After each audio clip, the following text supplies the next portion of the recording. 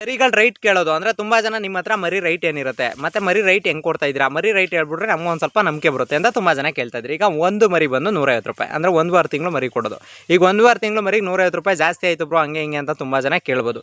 ಈಗ ಒಂದು ಮರಿ ರೈಟು ಅಂತ ಬಂದಾಗ ಒಂದು ಮೊಟ್ಟೆ ರೈಟೇ ಬಂದು 14 ರೂಪಾಯಿ ಹೋಗ್ತಿದೆ ಒಂದೊಂದು ಟೈಮ್. ಅಂದರೆ ಈಗ ನಮ್ಮ ಹತ್ರನೇ 12 ರೂಪಾಯಿಂದನೂ 14 ರೂಪಾಯಿವರೆಗೂ ತೊಗೋತಿದ್ದೀವಿ. ಅಂತಂದರೆ ಒಂದು ಮೊಟ್ಟೆ ರೈಟ್ ಆ ರೈಟಿಗೆ ಬಂತು ಅಂದಾಗ ಈಗ ಮರಿಗೆ ವ್ಯಾಕ್ಸಿನೇಷನ್ಸು ಫುಡ್ಡು ಅಂತಂದರೆ ಇವಾಗ ಪೀಡ್ಸ್ ರೇಟ್ ಎಲ್ಲ ಜಾಸ್ತಿ ಆಗಿಬಿಟ್ಟಿದೆ. ಅಂದರೆ ಇವಾಗ ನೋವೆಲ್ ಪೀಡ್ಸ್ ನೀವು ಬೇಕಾದ್ರೆ ಸರ್ಚ್ ಮಾಡ್ಕೊಳ್ಳಿ, ಗೂಗಲಲ್ಲಾಗಲಿ ಎಲ್ಲಾದರೂ ಸರ್ಚ್ ಮಾಡ್ಕೊಳ್ಳಿ. ಈಗ ಫೀಡ್ ಆಗದಂತೆ ಸಾಕಾಗಲ್ವ ಬ್ರೋ ಅಂತ ತುಂಬ ಜನ ಕೇಳ್ಬೋದು.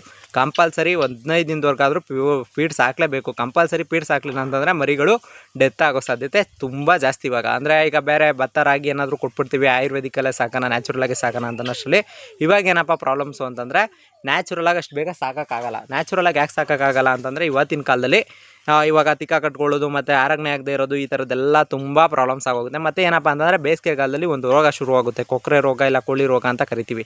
ಆ ರೋಗಗಳೇನಾರು ಶುರುವಾಯಿತು ಅಂತಂದರೆ ಯಾವುದೇ ಕಾರಣಕ್ಕೂ ಕೋಳಿ ಮರಿಗಳನ್ನ ಉಳಿಸ್ಕೊಳ್ಳೋಕ್ಕಾಗೋದಿಲ್ಲ.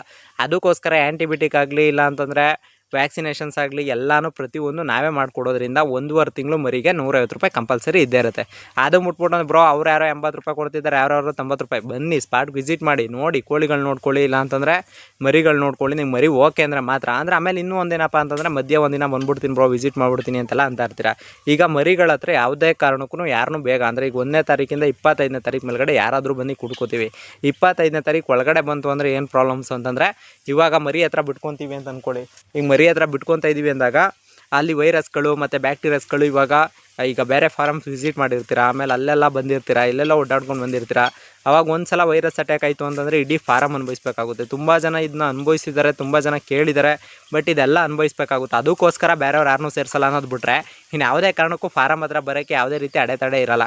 ಹಂಗೆ ಅಂದ್ಬಿಟ್ಟು ಫಾರಮ್ ಹತ್ರ ಸೇರಿಸಲಿಲ್ಲ ಅಂದ್ಬಿಟ್ಟು ಇವನೇನೋ ಕ್ರಾಸ್ ಕೋಳಿ ಸಾಕೋನೆ ಸೋನಲ್ಲಿ ಇದ್ಯಾವುದೂ ಇಲ್ಲ ಅಣ್ಣ.